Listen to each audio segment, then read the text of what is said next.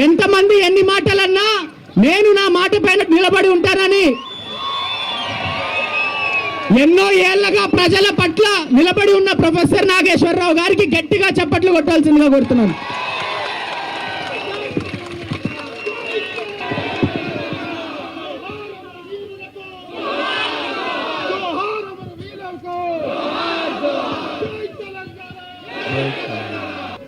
మిత్రులారా, ఈ దేశంలో గత కొన్ని నెలలుగా అయ్యా పేపర్ లీక్లు అవుతున్నాయి. అది నీట్ ఎగ్జామ్ కావచ్చు, సిబిఎస్ఈ ఎగ్జామ్ కావచ్చు, ఇంకో ఎగ్జామ్ కావచ్చు. అయ్యా మీరు ఒక మారల్ రెస్పాన్సిబిలిటీగా రాజీనామా చేయండి అంటే ధర్మేంద్ర ప్రధాన్ ఎక్కడున్నాడో కూడా గుర్తు తెలియడం లేదు. మీకు ఎక్కడో ఒకసారి రైల్వే యాక్సిడెంట్ అయితే రైల్వే మంత్రి లాల్ బహదూర్ శాస్త్రి రిజైన్ చేశాడు. లాల్ బహదూర్ శాస్త్రి నుంచి ధర్మేంద్ర ప్రధాన్ వరకు వచ్చాం మన రాజకీయం. ఉల్లిగడ్డల ధరలు పెరిగాయి అని ఆర్థిక మంత్రిని అడిగితే నేను ఉల్లిగడ్డ తినను, నాకు అలవాటు లేదు అని చెప్పారు.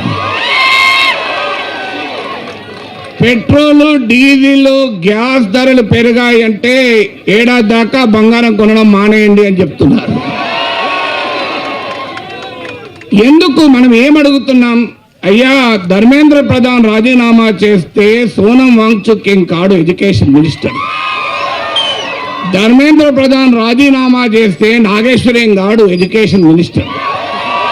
కానీ ఎందుకు అడుగుతున్నామంటే ఒక పొలిటికల్ అకౌంటబిలిటీ ఉండాలి ఈ వ్యవస్థలో అంటున్నాను. కానీ మరి ఎందుకు లేదు? యూత్గా మనం అడగాలి, ఎందుకు ఉండడం లేదు? ఏమైతే ఒక మంత్రి పదవి పోతే అంటే మీకు చిన్న కథ చెప్తాను. యమధర్మరాజు దగ్గరికి ఒక 40-50 ఏళ్ల క్రితం చనిపోయిన ఒక ఇండియన్ పొలిటీషియన్ వెళ్ళాడట.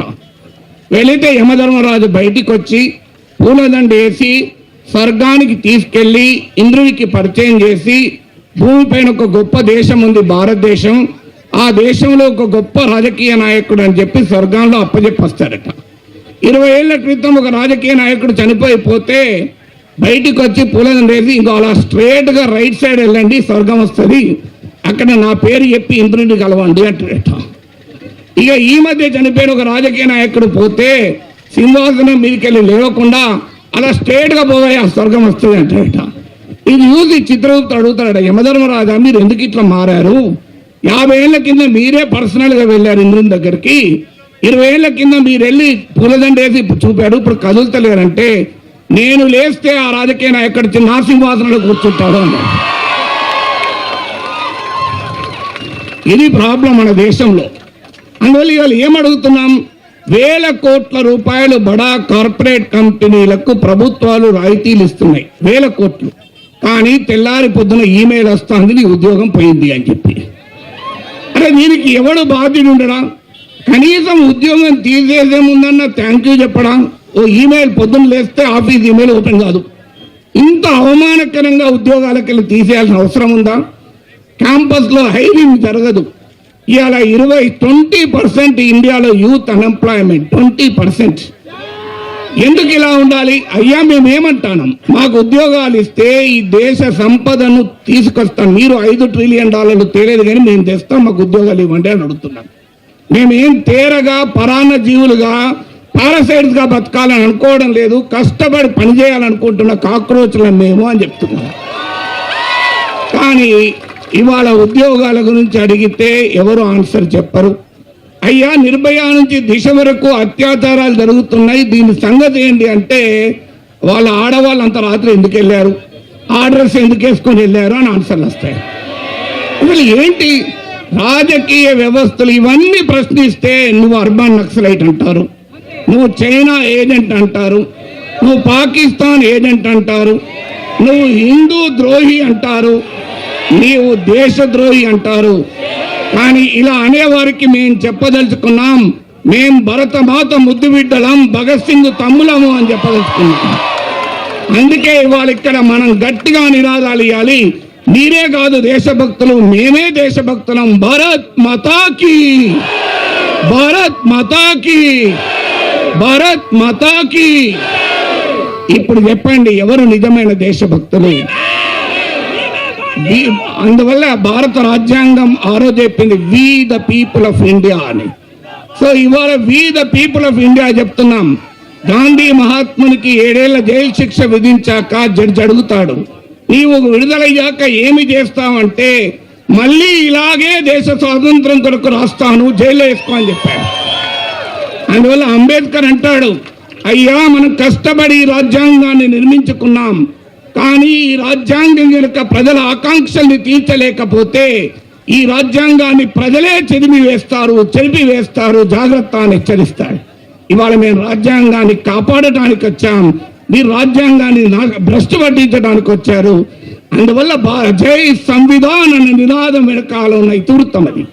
ఫైనల్ గా ఒక్క విషయం ఫ్రెండ్స్, ఆన్లైన్ లో ప్రారంభమైన ఈ ఆవేశం ఇవాళ స్ట్రీట్ ఫైట్ గా రూపాంతరం చెందింది. గుర్తుపెట్టుకోండి, సోషల్ మీడియా యాంగర్ మాత్రమే సరిపోదు, అది స్ట్రీట్ ఫైట్ పోరాటంగా సాగాలి. దీనికి భయపడాల్సిన అవసరం లేదు. ఒక్కటే నినాదం, బతకాలంటే చావడం నేర్చుకోవాలి, అడుగడుగున పోరాటం నేర్చుకోవాలి. జీనా హైతో మర్నా సీకో, కదం కదం పర్ లడ్నా సీకో. జీనా హైతో మర్నా సీకో, కదం కదం పర్ లడ్నా సీకో. జీనా హైతో మర్నా సీకో, కదం కదం పర్ లడ్నా సీకో.